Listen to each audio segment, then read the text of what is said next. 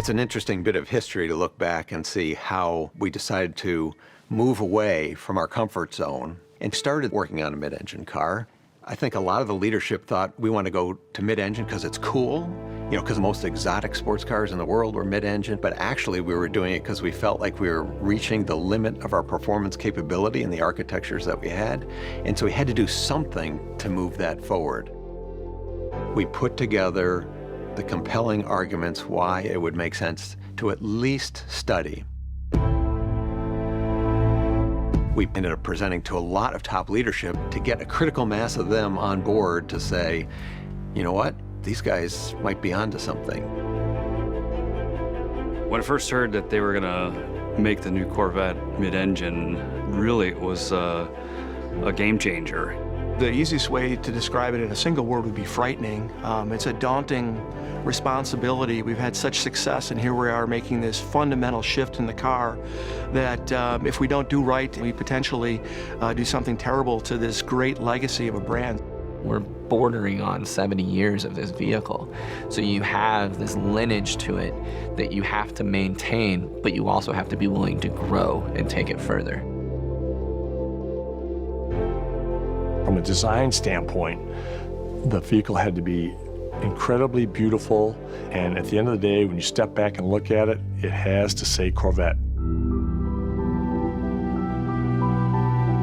Everything's backwards on a mid-engine car. You can't move one thing in the inside of the car without affecting a whole bunch of other things. When you put the engine in the back, you actually want to think about moving stuff forward. So to get the right amount of weight on the front, you actually have to move those front wheels rearward.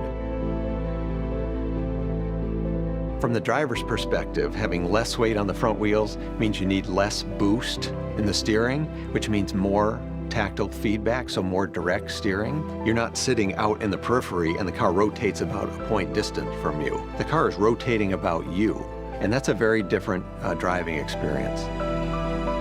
With the mid-engine attributes, you'd have the rear weight bias from the engine for better acceleration, performance, and track times, as well as the low forward cowl for excellent visibility, and the lighter front, which really makes the car fun to drive.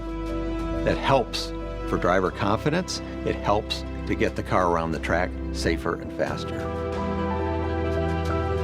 Corvette prides itself on being a very light, very stiff vehicle, and we from the beginning said we want to take the Corvette formula and apply all that goodness to a mid-engine architecture.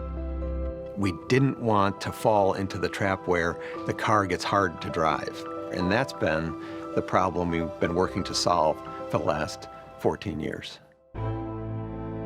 What we've developed is a car that really delivers that sort of balance between delivering a modern sports car driving experience and yet delivers the comfort, isolation, and the ability to drive the car on almost any road in any weather.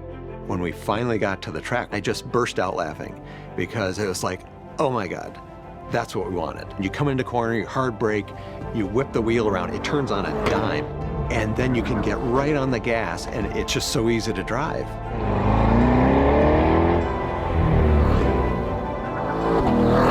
You could write a book about what Corvette means to all different segments of society. Corvette is an emotional driving experience. No matter who you are in life, when you get into a Corvette, you're a superhero.